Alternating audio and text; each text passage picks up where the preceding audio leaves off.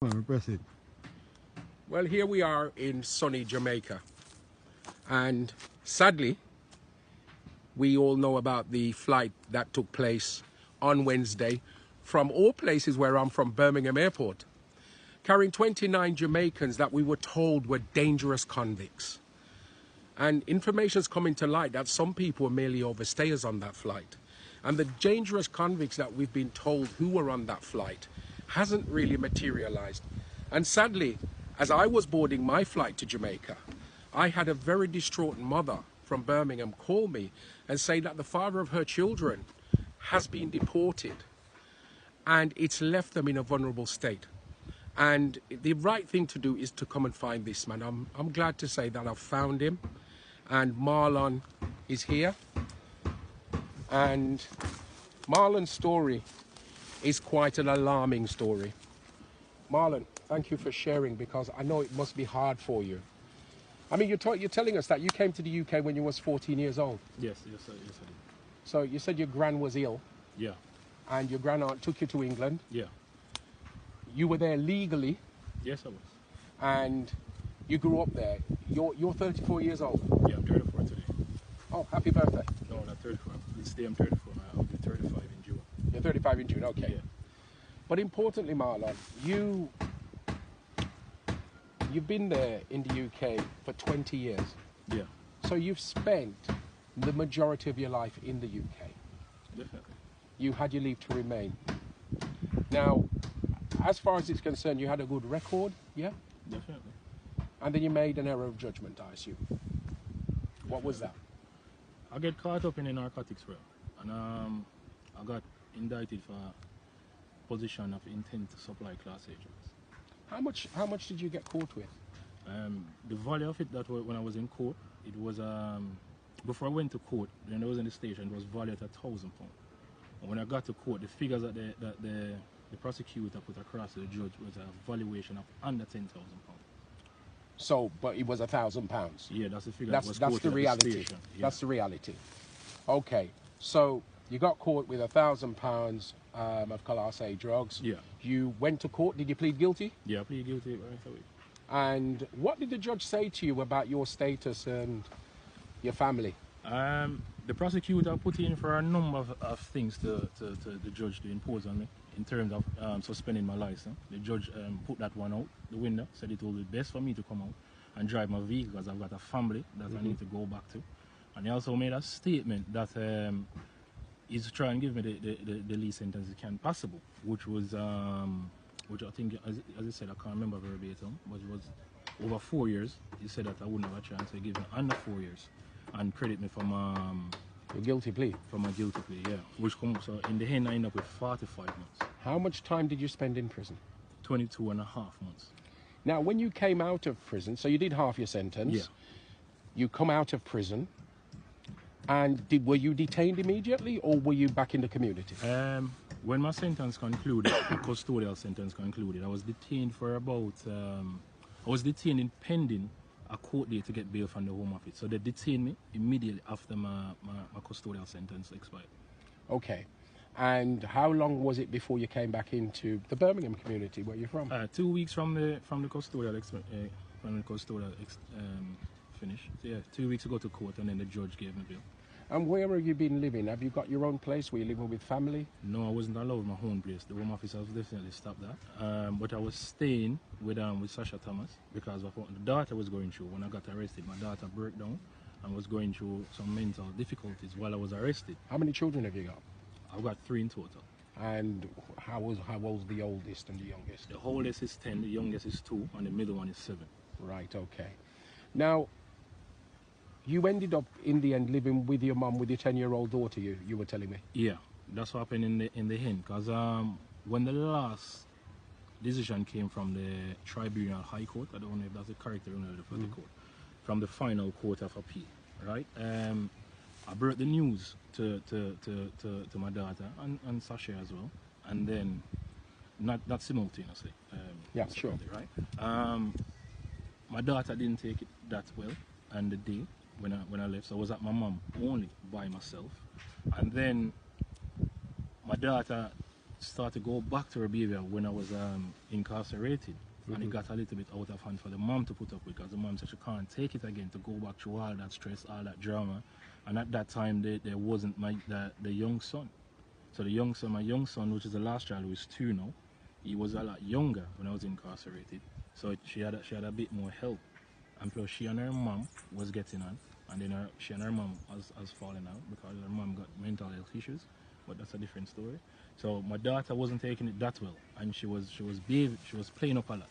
So Sasha said she can't take it mentally to go back through this while looking after a young baby again, and then trying to find a way to try and remedy my young daughter. So she said it's best if she stay with you where she wants to be. You basically stepped up, as any good father should, Yeah, and definitely. you looked after her.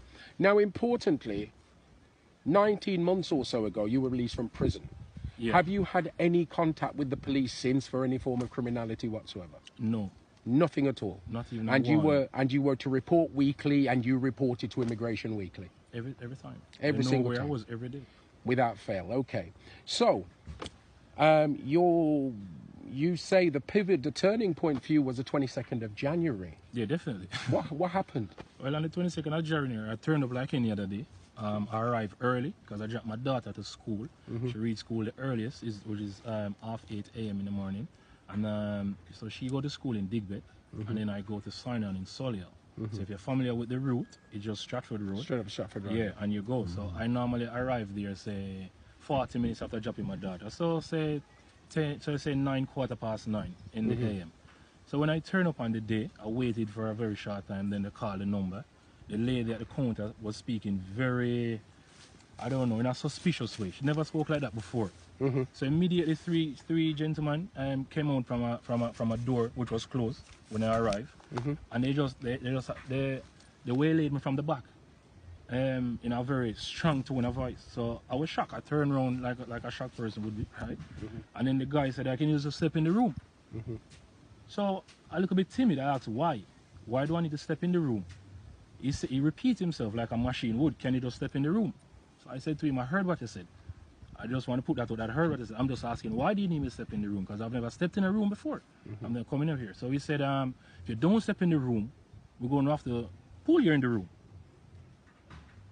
So I was taken back when he said that, because I'm just sitting there asking a question. So I didn't want the tension. So I went into the room, and he said to take a seat. I said, I'd rather stand. He said, can you take a seat? So I said, okay, I feel like I've done something wrong here now, because you're speaking to me very directly and aggressively, you know. So I'm asking what? So he asked me a question, and he said, when was the last time I signed on? And I said, I don't see why I need to answer that question, because you work with the Home Office. That to me is a ridiculous question. When was the last time I signed on? So at that point, I asked him who he is. Okay, you're going to ask me a simple question like that. I'm asking what records you hold of me then. So he said he's from the Home Office. So I said, well, I'm not going to answer any Home Office question, because that's a stupid question you're going to ask me. So he asked me if I've heard anything from the Home Office. I said no. So he said, okay, the Home Office have a right to us with your results. So I said, okay, why would they write to here? Because when I communicated with the Home Office before, they said all I need to do here is sign on and go back home, and all communication should come to Liverpool through them. And likewise, they will contact me at my address. Well, you had a solicitor working for you as well, didn't you? Yeah, I had a solicitor working for me. Yeah. Okay, so in a nutshell then, I'm assuming this is leading to the fact they detained you that day. Yeah, they detained me that day. So they detained you and to which detention centre did they take you to? It was, let me just recollect here, it was Heathrow IRS. So Right. Immigration Removal Centre. Heathrow Immigration Removal. That was Carnbrook. So they took you to Heathrow, Yeah.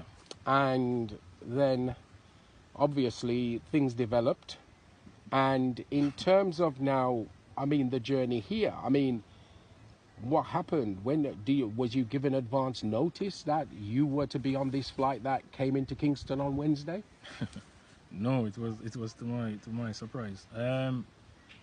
When I arrived there, I get a chance to take everything in. Bear in mind the duration of that day since my detention at the Solihull Reporting Centre. A lot have happened because I was trying to get care from my daughter at that point, because I was threatened, so my daughter would be taken into care. So hang on, That's right, because you dropped your daughter to school. Yeah, so I was the one supposed to pick her up. Pick her up, and Yeah. they're saying they don't care. Your daughter will just go into care if no one picks her up. In a succinct way, yes. Yeah, in a nutshell, yeah. Now, in terms of the journey here, Yeah. when did you realize that you were going to be on this flight? 8 hours prior. 8 to the hours. flight. Yeah, 8 hours. Now, you arrived in Kingston. What were conditions like when they took you on the plane? Because we were hearing that people were handcuffed, they had 3-4 guards to one person. Is that the case? Yeah, that's what I see. I don't know if it was like that for everyone, but the guys that who I was with, I wasn't with 29 people. I was just on a coach with the people from the place, my detention center. And roughly how many people was that? I would say no more than 7. No more than 7, okay. Yeah. Now, in terms of, we've heard the Home Secretary, Sadi Javid, has said that a lot of people on this flight, obviously including drug dealers, rapists, murderers, some people who have committed some serious, heinous crimes. Okay. That's what he's intimated. Was that the reflection you got on the flight? No. No. What type of people are on this flight then? We know the Jamaicans. Everyone was very calm and cooperative. I don't know the nature of everyone crime, but I've asked around and I find out that a lady in there was an overstay. But prior to that, they told me that everyone is actually a convict, and that's why the force was so strong, because we have committed some serious crimes. So in the end, some of the people just overstayed. Just overstayed, yeah. Some people had committed crimes because Myself. you admitted that, Yeah, yes, that definitely. yeah. So, okay, in terms of, so 10 hours before, they just took you, literally, No, what you... it wasn't 10 hours, it wasn't 10 hours, 8 hours. 8 hours? Before the flight. They came to me at exactly 8 minutes past 10. And they told me that I've got a flight tomorrow. This is the guard from the detention center. And Right. I said, are you sure? And he said, yes. And he asked my name again. And I confirmed for the second time, that's my name. He said, well, there's a coach waiting for you right now to take you to an airport. Did you have an opportunity to tell anybody? He said, get dressed, and that's how I used the opportunity. Right. So I didn't give him a specific time to say, you know, you have 5 minutes or 10 minutes or a minute. They said, notify anyone. They said, only thing they said, get ready, and the phone that you have that belongs to the detention center will be taken away from you. So you use that opportunity So I used the opportunity while I was getting dressed to make the phone call to alert my mom. Right. But bear in mind, this is 10 o'clock in the night, and my mom is over 50. You know, so my chance of getting through to her was very slim. After trying repeatedly, I got through to my mom at 3 in the morning. Oh dear. So, in terms of you coming to Jamaica, because we've heard media reports that some people literally claim with the clothes on their back, nothing else. How did you No, arrive here? I can attest to that one. It was literally the clothes that I had on my back that I got detained with the 2 weeks prior. Because they said to me, I've got no flight arrangement. When I spoke to I spoke to a guy that interviewed me when I arrived at the center, and I asked him to clarify, are you an Home Office representative? And he said, yes, he is. So I asked him the question that the lawyer set out to me. Is there a flight scheduled for me? He said to his knowledge, no. So I asked him the other question. Above you, the person, does that person hold the information? He said he spoke to the person who is in charge of my case. And no, at that day, there was no flight arrangement for me. So and that was the only less than 42 hours to when they came and got you. So Yeah. really, we can argue the fact that they led you up the garden path. And that wasn't the only time I solicited for an answer. When I arrived, 2 days after, I asked the same question. I asked them why I'm here, and it was discovered to them that I haven't got substantial tie in the country to remain at the address which I was bailed. Well, hang on a minute. You live with your mother. Yeah, Your daughter, Yeah. who is 10 years old, lives with you, Yeah. and you're her main carer, Yeah. because she has got learning difficulties. yeah, Or slight, yeah? So you're telling me the Home Officers have concluded on that basis The reason for my detention, you have no ties. you have no substantial ties in the country to be trusted to remain at the same address. Okay. That right. was the primary reason of my deportation, of my detention. Right. Okay. So your Well, daughter. that's what I was told. So your mother and your daughter It wasn't substantial is enough. not substantial enough. No. Okay. I think our Home Secretary has a lot to. I've got it in writing as Explain. well. I've got it in writing. Now, in terms of when you arrived in Jamaica, so you arrived with any money? No, only the spends that I got arrested. I Right. didn't have a chance to So obtain you any arrived with your spending. personal property. Yeah, yeah. Right. So and Which just was to a close. SIM card and £29 actually. So that's a Right. personal property. It was a SIM Right. card So and £29. SIM cards and £29. Not even a mobile phone, because my Okay. mobile phone was handed out at the reporting center. Right. So I didn't have a mobile So phone. you came only with the clothes on your back, £29, a SIM card, and a coat.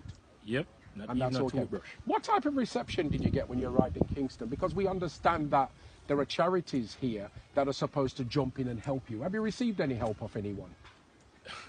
No, no. On first arrival from the plane to an inner city bus. I think after driving on it, I noticed there was other bus there, right? So from the plane to an inner city bus, the officers who was on there, the reception was very hostile, to be honest with you. Yeah. We was actually threatening that we will be stepped in her, someone was going to step in her throat if we, Step in your throat? yes, if we carry on some kind of question in our behavior. I wasn't clear of why that threat was sent out, but it was applied to all of us. It wasn't to one man. It was like an open invitation to say, look, if you carry on this behavior, they will be stepped in your throat. So my back was hurting because I suffered a back problem, and I've been sitting down from 10:30 when I went on the coach. And prior to that, I was lying down because I was sleeping. So I was sitting for over 24 hours. So I was saying to the guy, you know, could I just stand up for a bit? Which he firmly said no. So I said, you know what, let us take this just to make it as smooth as possible and let it go on. Some guys were saying, look, they suffer with some conditions and they need to stand. And as I said to you, the reception was very hostile. Just put it that way. It was very hostile.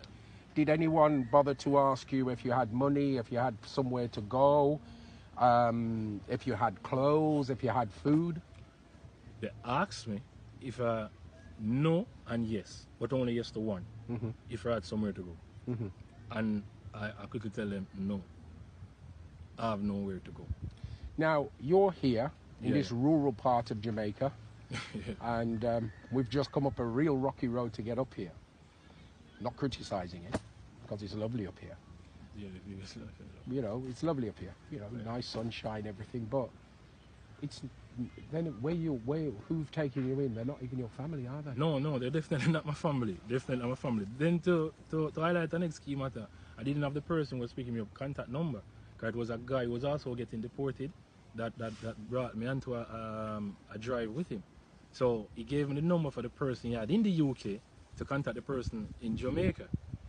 So when I contact the person in the UK to get through to the person in Jamaica, it was the officer that's done it. That's from the police constable, can't remember the full name, Yeah. but it was where they take us to process us before we get released. That lady contact the person in the UK to get the number and then contact the person in Jamaica who was picking me up. So it's that lady from the Yeah. Jamaica Constabulary Force Yeah. that was very helpful in just Definitely. trying to sort that out for you. At that crucial point. And that's the only help you got. If there was a failure at that attempt, if the person was sleeping, but she did anything you can possibly conceive at this present stage, I would have been stranded on the road. Because that person know what I look like, don't know what I look like. Or I would have to wait until I saw that guy again to come out, and then I will have a journey home. And it's only by chance, by mere chance, that this guy is coming to the same district. Now, I mean, let's just be blunt about this. Yeah. You clearly committed an offence. Yeah, definitely. I put my hand up to that. You served your time. Yeah, definitely. You came out of prison. Yeah. You've been a model parent. You've been a responsible parent. You've been doing the right thing. Definitely. And how do you feel now about the behaviour of the Home Office and the British government towards you and your family? I feel if the Home Office I'm sorry, I'm getting a bit emotional just thinking about my dad. Take your time. Just sorry,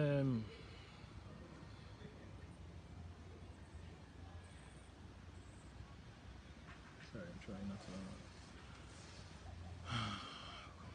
Just thinking about the way the Home Office approached the situation from the 22nd.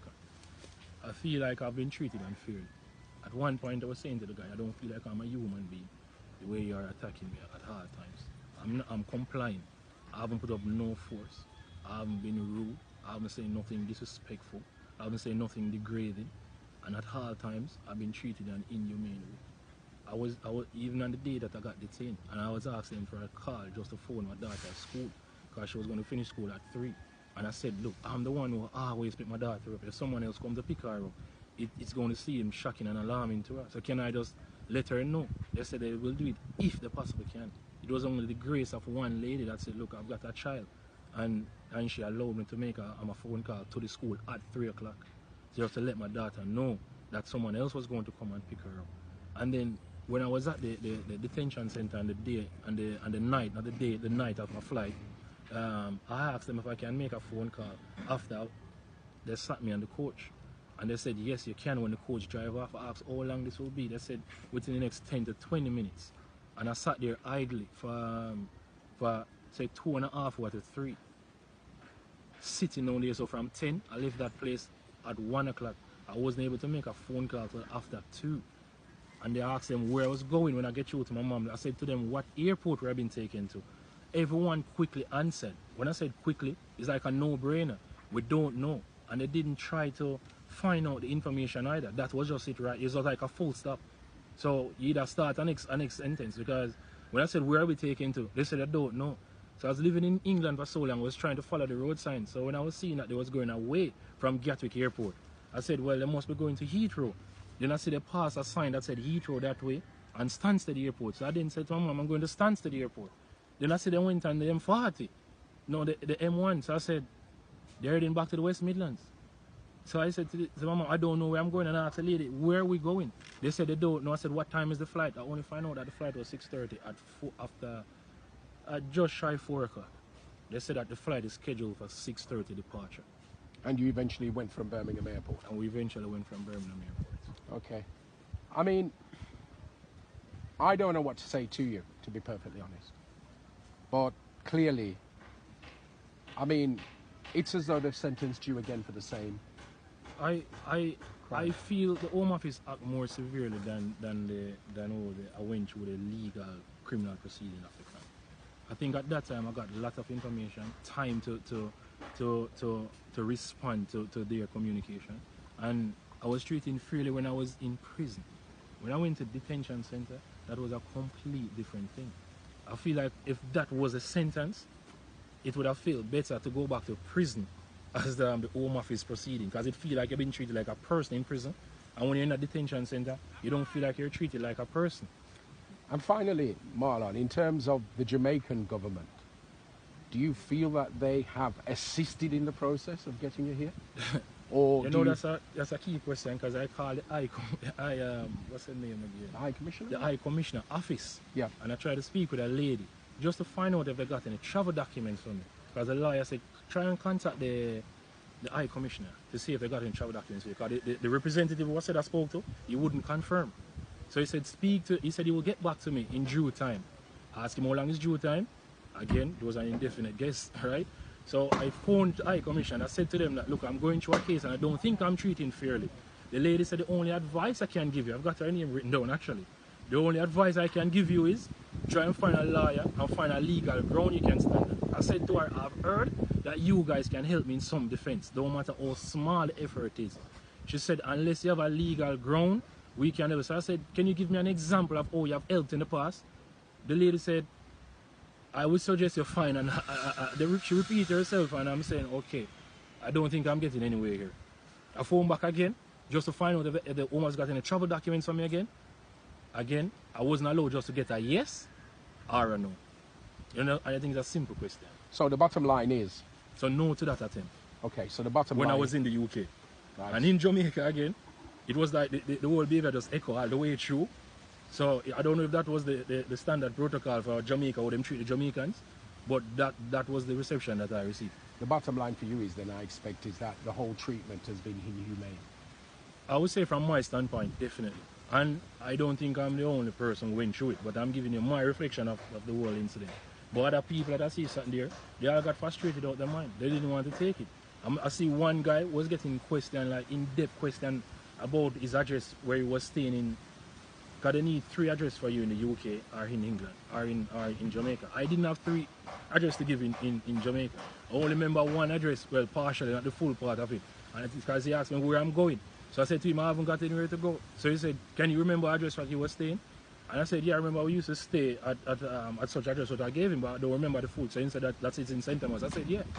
And when I went there 2 days ago, actually, the property has been sold and it's a big factory. It's there. Another factory, a big shop is there. So again, nothing was checked just to see if I was okay, yes or no. Yeah. You know, so, and as I said to the guy again, they asked me, because I was speaking to custom. So they said, do you have anything to clear? I said, no, I was only sent down with the clothes on my back. At NC, I had my coat in my hand that I went to sign on with, because the degree was -3 on the day. So you can imagine the layers of clothes I would have, right? Mm-hmm. And I said to the lady, no, just this coat. And the clothes that I got on now is not mine anyway. It was given to me by somebody else. I only come down with one underpants, one shirt, my trouser, and my shoes, and a £29 and a SIM card. The Buju Banton song reflected in my head, and I said, "Is this really how they treat the people?" I wasn't given a chance to get no property, nothing. And I told the guy this, and the guy said, "Okay, there's nothing we can do about that now, but you said someone is coming to pick you up and take you somewhere." And I said, yes.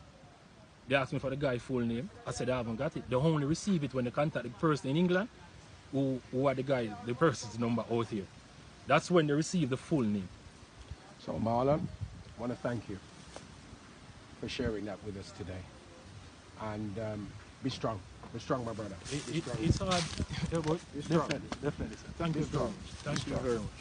Let's turn that off. Let's turn it off.